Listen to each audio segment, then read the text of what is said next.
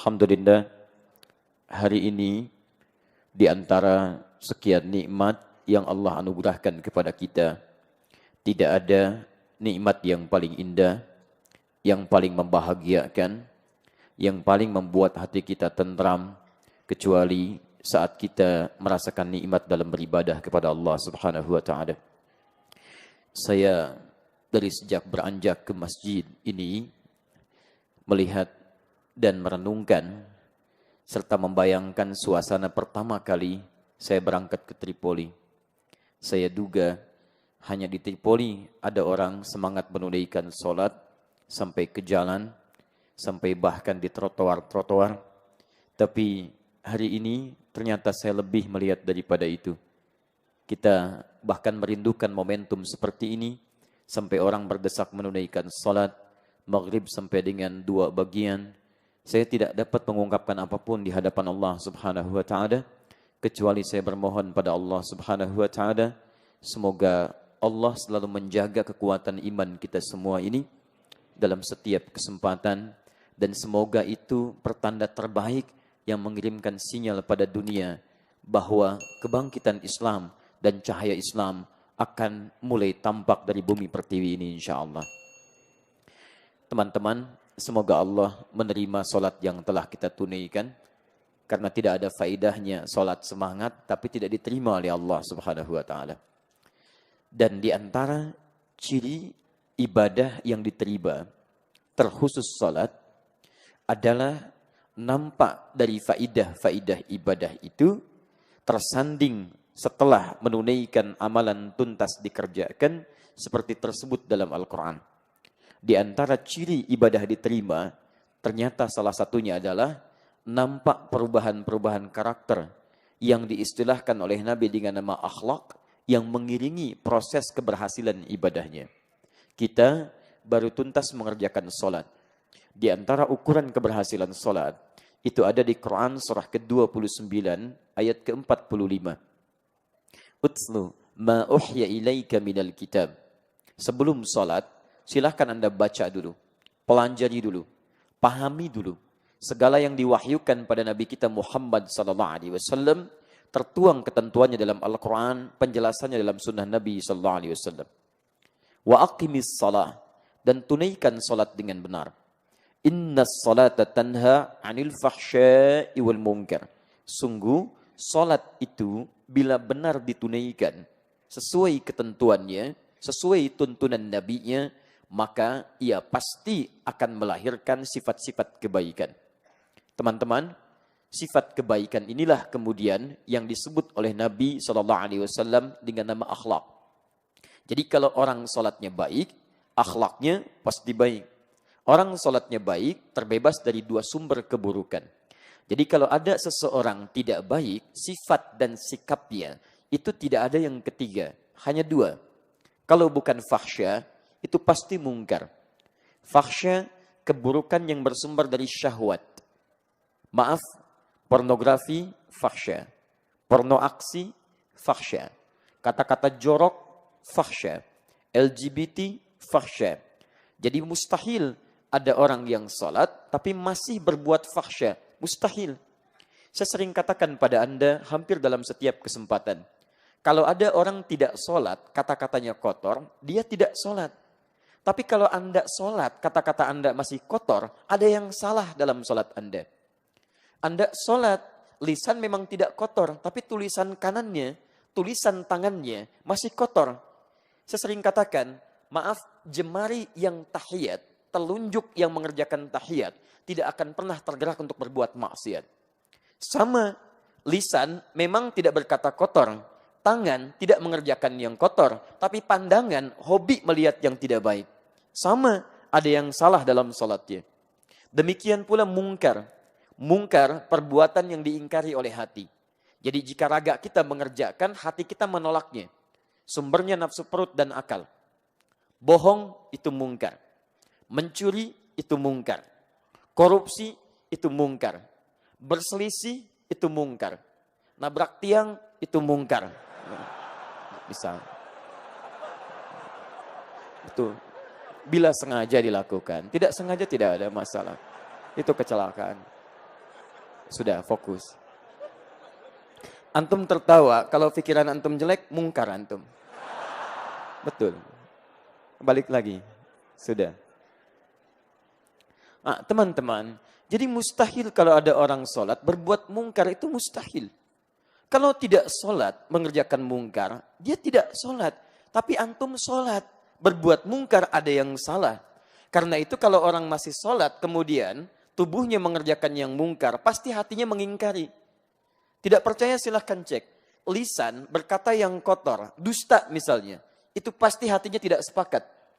Dari mana Pak kemarin? Dari kantor. Padahal misalnya main golf. Maka ketika lisan mengatakan dari kantor, itu hatinya akan mengingkari. Dusta. Bohong. Antum keluar dari sini, coba iseng-iseng pakai alas kaki teman yang lain. Pakai sendal orang lain. Begitu antum kenakan, hati Anda akan menolaknya. Itu bukan punya kamu. Tinggalkan, ganti. Kembalikan pada milikmu. Itu mungkar. Jadi secara sederhana, seorang yang benar ibadahnya, berhasil diterima oleh Allah, maka salah satu ukurannya adalah jika ada akhlak melekat dalam setiap perilakunya. Untuk itulah pada malam ini penting kita bahas apa esensi akhlak itu, apa hakikat dari akhlak itu, apa definisi akhlak itu. Jangan-jangan selama ini kita hanya mengatakan akhlak, akhlak, tapi kita tidak memahami apa itu akhlak. Dua, apa kemuliaan orang yang memiliki akhlak? Jangan-jangan kita tidak pernah mendalami satu hal bahwa yang cepat mengantarkan kita ke surga salah satunya adalah akhlak. Nanti kita lihat. Yang ketiga, bagaimana ukuran keberhasilan akhlak itu yang bisa dilihat dari perubahan orang-orang soleh terdahulu. Untuk itulah materi itu kita hadirkan di malam ini dengan harapan, dengan pelajaran itu mudah-mudahan ibadah kita diterima oleh Allah Subhanahu wa taala, pribadi kita berubah jadi baik dan cepat kita mengantarkan ke surga yang terbaik dengan izin Allah Subhanahu wa taala. Baik teman-teman, kita mulai bahasan kita. Saya punya waktu yang sangat terbatas sampai ke Isya, kita akan berhenti. Jadi tolong fokus betul. Saya hanya punya waktu sampai Isya, ya, sesi yang pertama. Setelah itu tunaikan sholat Isya berjamaah, kita lanjutkan setelah Isya insyaallah. Baik, kita mulai pertama. Di antara misi Rasulullah sallallahu alaihi wasallam yang kemudian diutus beliau dan ditugaskan oleh Allah untuk memberikan bimbingan-bimbingan kepada manusia, maka di antara tugas utamanya adalah akhlak. Tidak sekedar ibadah, tidak sekedar menguatkan akidah, tapi di antara yang paling utama adalah akhlak. Quran surah kedua Al-Baqarah ayat 151. Paling kanan sebelah bawah. Kama arsalna fiikum rasulan minkum yatlu alaikum ayatina wa yuzakkikum. Sebagaimana kami telah utus bagi kalian rasul dari kalangan kalian yang kami berikan tugas. Satu, untuk menyampaikan, mengajarkan, memahamkan ayat-ayat kami. Kemudian yang kedua, wa yuzakkikum, dan membantu kalian untuk membersihkan jiwa-jiwa dari sifat-sifat yang kotor. Para pakar tafsir menyepakati yang dimaksud membersihkan jiwa dari sifat yang kotor adalah latihan untuk melahirkan akhlak yang sempurna. Nanti kita akan lihat dari mana taunya itu. Salah satunya dari turunan hadis-hadis Nabi SAW. Agak cepat misalnya kalau antum punya Al-Arba'in. Hadis misalnya nomor yang ke-6. Sampai dengan nomor yang ke-10-nya. Turunan-turunannya menyebutkan dengan akhlak. Saya langsung ke ujung hadisnya. Ala inna fil jasadi mudghatan. Idza salahat salahal jasadu kullu. Wa idza fasadat fasadal jasadu kullu. Ala wahyal qalbu. Ketahuilah, yakinkanlah pada dirimu, dalam jiwa manusia ada segumpal daging. Jika baik isinya, maka akan berpengaruh pada seluruh perbuatan anggota tubuhnya. Jadi kalau dari dalamnya bagus, masuk ke telinga, telinga hanya akan dengar yang bagus-bagus saja. Masuk ke mata, mata hanya akan melihat yang baik-baik saja. Masuk ke tangan, tangan hanya akan menyentuh yang baik-baik saja. Sampai ke ujung kakinya. Tapi wa idza fasadat fasadal jasadu kullu. Kalau buruk dalamnya, tidak dibersihkan, tidak disucikan itu, maka fasadal jasadu kullu. Maka turunan-turunan yang lahir ke dalam jasad semua akan buruk. Masuk ke mata, mata yang tadinya menatap yang baik jadi tidak baik. Masuk ke lisan, lisan mulai berkata yang tidak elok. Masuk ke telinga, mulai mendengar pada yang tidak baik. Yang baik tertutup. Wa fi adhanihim waqra. Quran surah ke-6 ayat ke-25. Yang tidak baik cepat. Masuk ke mata, yang baik-baik tertutup. Quran surah kedua ayat yang ke-7. Wa ala absarihim ghishawah. Tapi yang tidak baik gampang. Masuk ke kaki, yang baik susah melangkah. Yang buruk-buruk mudah kemudian dilangkahkan. Maka teman-teman sekalian, ala wahyal qalbu. Itulah hati, kalbu. Dan tugas Nabi ketika membersihkan suasana jiwa dari yang buruk-buruk itu, dampaknya lahir akhlak, sikap-sikap dalam kebaikan. Dari sinilah ulama menyimpulkan bahwa akhlak itu menjadi bagian terpenting dari misi Nabi SAW. Saking pentingnya misi ini, bahkan sebelum Nabi dilahirkan, dua orang Nabi dan Rasul yang jauh sebelum Nabi SAW dilahirkan, bahkan 29 sampai 30 generasi sebelum kelahiran Nabi Muhammad SAW, sudah memohon kepada Allah, jika diutus Rasul ini, maka di antara misi yang dibawa adalah akhlak. Quran surah kedua Al-Baqarah ayat 129. Paling kiri sebelah atas, agak sedikit ke tengah. Rabbana wab'ats fihim rasulan minhum yatslu alaihim ayatika wa yu'allimuhumul kitaba wal hikmah wa yuzakkihim innaka antal azizul hakim. Nabi Ibrahim, Nabi Ismail selesai menuntaskan tugas dari Allah, meninggikan bangunan Ka'bah yang sempat runtuh atasnya pada zaman Nabi Nuh alaihi salam, kemudian berdoa di samping Ka'bah. Kisah meninggikannya ada di ayat 127-nya, kisah doanya di antaranya ayat 129. Ya Allah, mohon nanti utus seorang rasul yang lahir di sekitaran Ka'bah. Tidak ada satupun rasul yang lahir di dekat Ka'bah kecuali Nabi Muhammad SAW. Nabi Ismail lahir di Palestina, dibawa kemudian ke Makkah, ditinggalkan di Makkah, diabadikan di Quran surah ke-14 ayat 37. Biwadin ghairi dhi zar'in inda baitikal muharram. Meninggal di dekat Ka'bah. Tapi yang lahir dekat Ka'bah cuma Nabi Muhammad SAW. Saya ilustrasikan lokasinya supaya nanti saat umrah atau antum haji, antum bisa melihat beberapa situasi dan coba saya sarankan ya, daripada mengunjungi tempat-tempat yang tidak menguatkan iman, kenapa Anda tidak menyusuri jejak-jejak Nabi di kota suci itu? Misal, para sejarawan menunjukkan, saya mulai petanya misal dari sini. Kalau ini ada Grand Zamzam, maaf, ini kelihatan? Ya, memang saya belum nulis apa-apa ya, jadi wajar nggak kelihatan, nggak apa-apa. Baik, antum kelihatan? Kelihatan? Masya Allah, alhamdulillah ya, baik. Perhatikan baik-baik. Kalau ini Zamzam, kemudian di sini Safwa. Saya ilustrasikan sedikit. Ini kurang lebih 7 meter, ada Jabal Qubais, ini Istana Raja. Saya buatkan Safwa supaya langsung ke arah sini. Ini Masjid Al-Haram sebelah sini. Pintu utama yang di sini, ini ke arah pakai eskalator.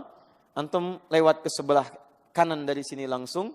Kemudian masuk ke arah sini, antum temukan ini Jabal Qubais, ada pos security di sini. Ada yang jaga 1 orang, security warna coklat pakaiannya, polisi. Ya, saya betul, serius. Di sini ada CCTV 1 ke sini ngadepnya.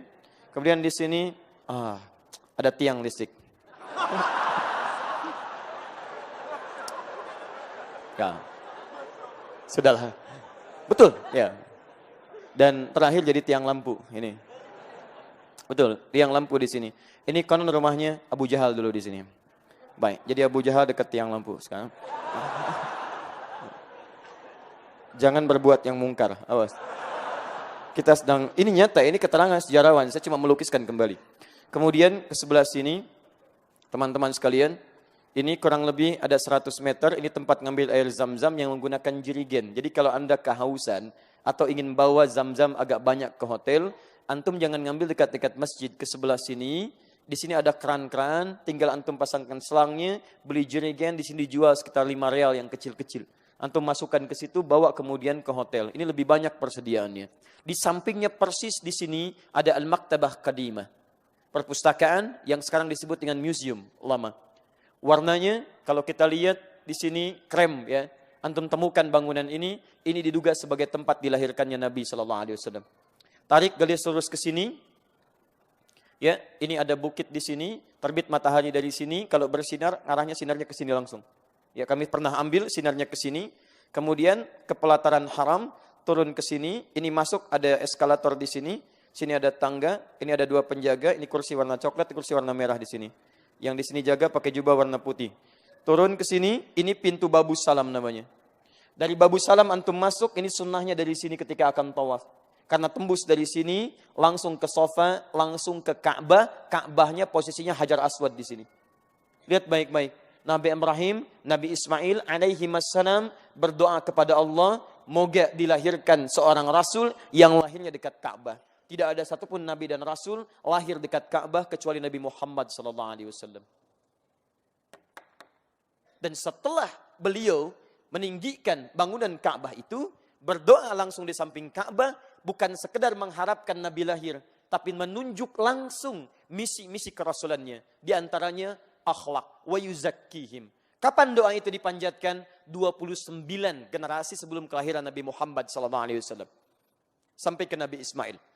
Muhammad SAW bin Abdullah, bin Abdul Muttalib, bin Hashim, bin Abdul Manaf, bin Qusay, bin Murrah, bin Kilab, bin Ka'ab, bin Ghalib, bin Fihr, bin Malik, bin Nadar, bin Kinana, bin Khuzaimah, bin Mudrikah, bin Ilyas alaihi salam, bin Nizar, bin Mudar, bin Ma'ad, bin Adnan, bin Addi, bin Adri, bin Muqawwam, bin Nahur, bin Tarikh, bin Ya'rub, bin Yasjub, bin Nabit, bin Ismail alaihi salam, bin Ibrahim alaihi salam. 30 generasi sampai Nabi Ibrahim alaihi salam.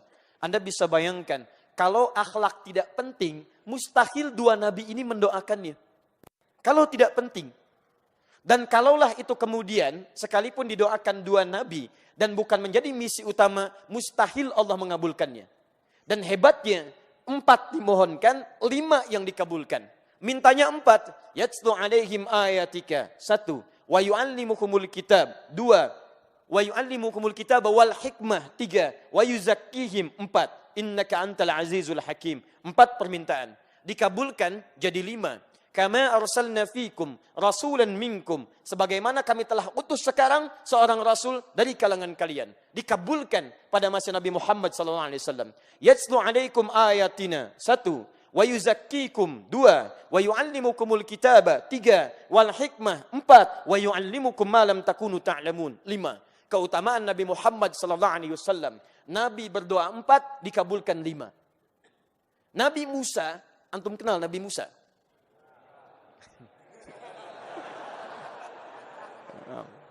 Masya Allah. Belum Isya, sudah kenal Nabi Musa. Saya malam dari Palembang. Ada yang kenal Fir'aun. Di sini Nabi Musa. Baik, teman-teman. Nabi Musa akan datang ke Fir'aun. Saya ingin menunjukkan kemuliaan Nabi Muhammad SAW yang diisyaratkan dalam Al-Quran. Nabi Musa mau datang ke Fir'aun. Itu berdoa dulu kepada Allah supaya minta diberikan kelapangan jiwa.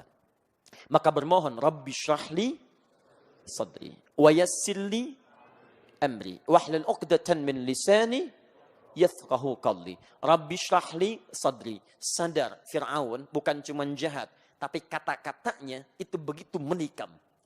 Jadi kalau keluar kata-kata, kalau orang biasa itu bukan cuma bertaruh dengan ketegangan, tapi bisa kehilangan nyawa. Saya tidak suka dengan rambutnya itu. Tolong pisahkan kepala dari badannya. Gitu. Contoh mas, contoh. Jadi bukan nyuruh-nyukur pak, suruh dipisahin kepalanya. Bersyukur antum tidak hidup di zaman Fir'aun itu. Ya. Dipisahkan. Nah ini kalau kalimat-kalimat Fir'aun datang Musa sampai mencela, kalau Musanya tidak sabar, itu bisa bahaya. Cukup bagi Nabi Musa berdoa kepada Allah dan dikabulkan doanya. Ya Allah, ini manusia paling menyebalkan semuka bumi. Tolong wafatkan sekarang juga. Wafatkan, begitu minta diwafatkan, selesai dakwah. Cuman tidak ada contoh bagi kita sampai hari ini tentang orang durhaka yang paling dahsyat di muka bumi. Nah, teman-teman sekalian, Karena itulah Nabi Musa bermohon kepada Allah supaya hatinya dilapangkan. Rabbi syrahli sadri wa yassirli amri. Nabi Musa meminta, Allah mengabulkan. Nabi Muhammad SAW tidak meminta, Allah langsung memberikan. Nabi Musa minta Rabbi syrahli sadri. Nabi Muhammad, alam nashrah laka sadrak.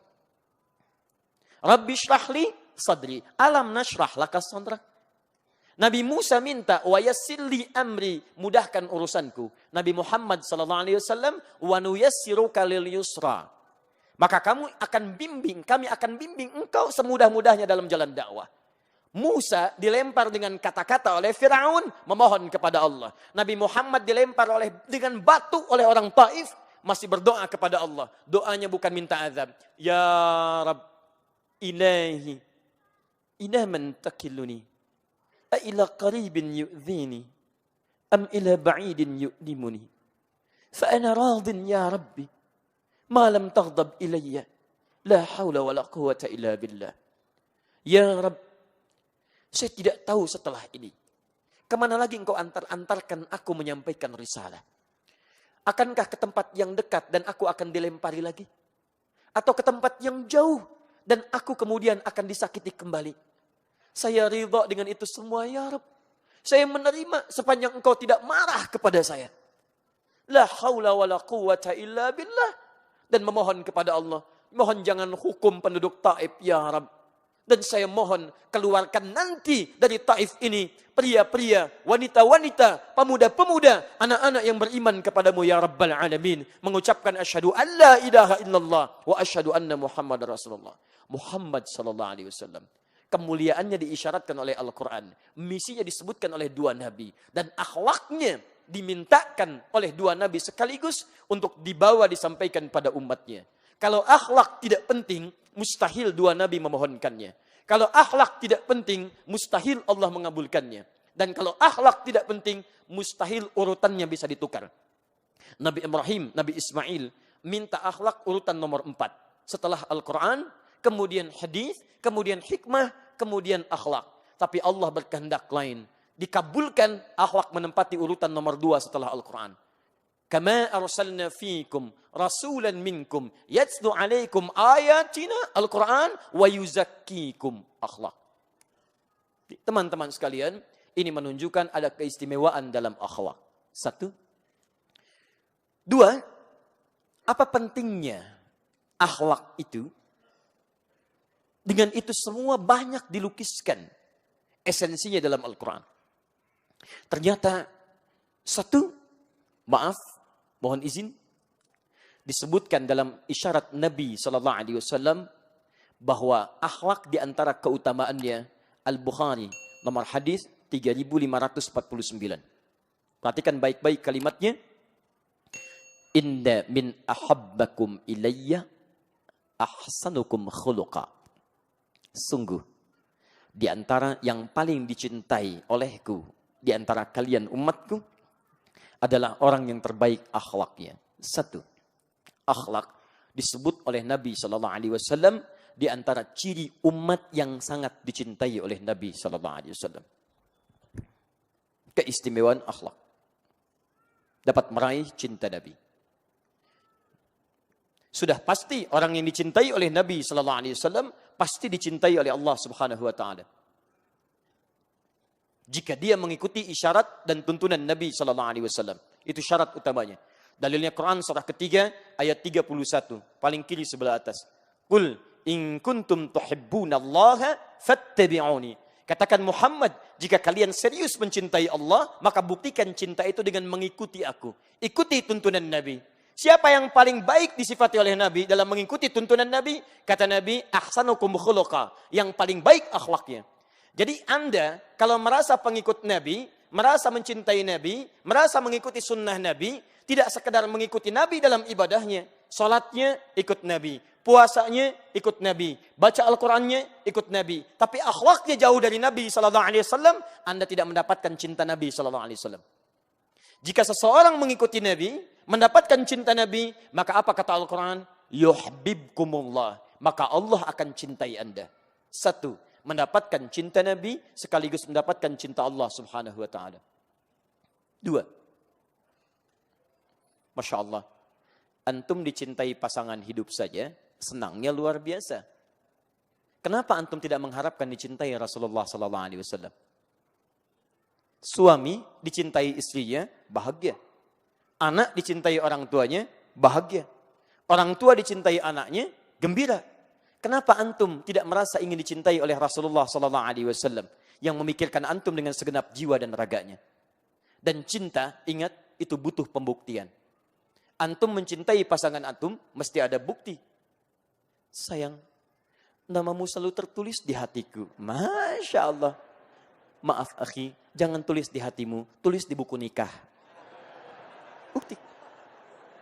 Bukti. Jadi kalau cuma bicara tidak ada pembuktian dalam pernikahan, itu bukan cinta hakikat sesungguhnya.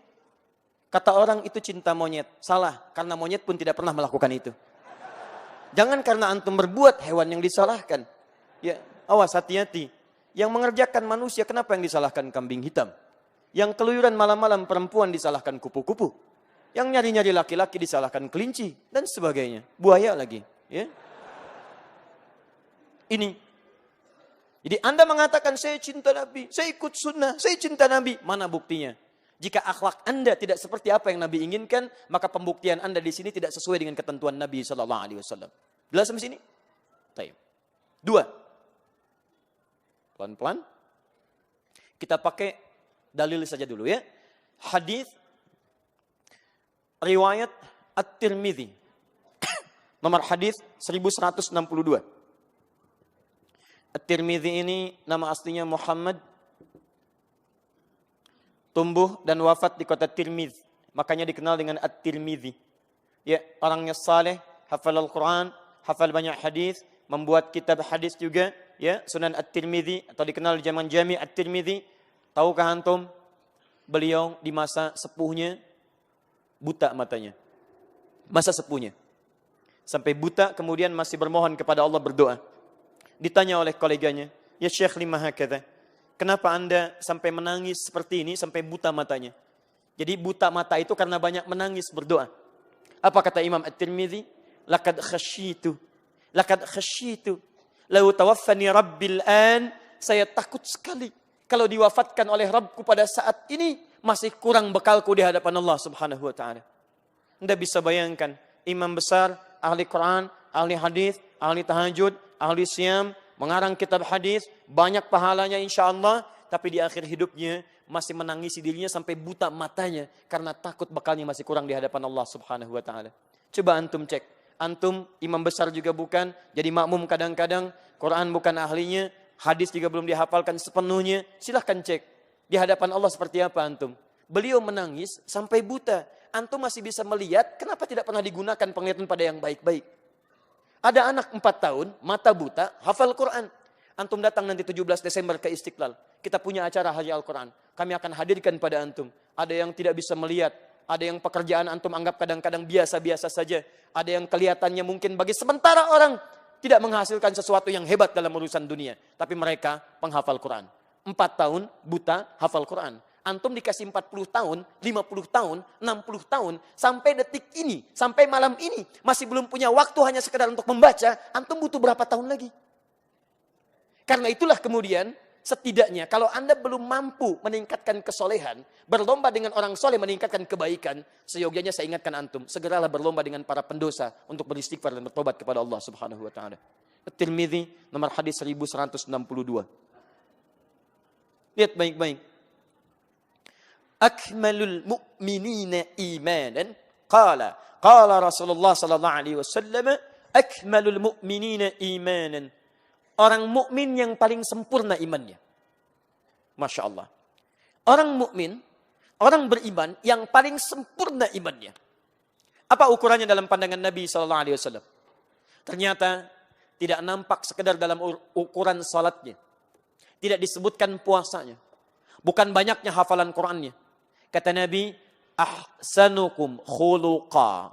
Ahsanuhum khuluqa. Ternyata orang mukmin yang paling sempurna imannya, kata Nabi sallallahu alaihi wasallam, adalah orang yang paling mulia akhlaknya. Akhlak. Akhlak menunjukkan sempurna iman. Masya Allah. Jadi kalau antum salatnya bagus, bacaannya bagus, hafalan Qur'annya banyak, tapi maaf, sisi yang ini kemudian kosong, maka di situ menunjukkan imannya masih belum sempurna dalam ukuran Nabi sallallahu alaihi wasallam. Hadis Muslim nomor hadis 5611. Maaf, ini hadisnya populer tentang muflis. Ya'ti yaumal qiyamati bisalatin. Datang orang di hari kiamat dengan pahala salat yang banyak. Wasiyamin, puasanya rajin. Wa zakatin, zakatnya tidak tertunda. Maaf, wa ya'ti qad syatama hadza. Cuman sayang, dia pun membawa banyak dosa, pernah mencaci si fulan. Wa qadhafa hadza, senangnya menuduh si fulan. Wa akala mala hadza, mengambil hak orang lain tanpa dibenarkan. Wa daraba hadza, senangnya berselisih, kadang-kadang secara fisik. Wa safaka dama hadza, bahkan ada yang menumpahkan darah, menyebutkan nama Allah di dalamnya. Tembak orang, bunuh orang, pukul orang, sebutkan nama Allah di dalamnya. Allahu Akbar. Apa yang terjadi? Perhatikan baik-baik.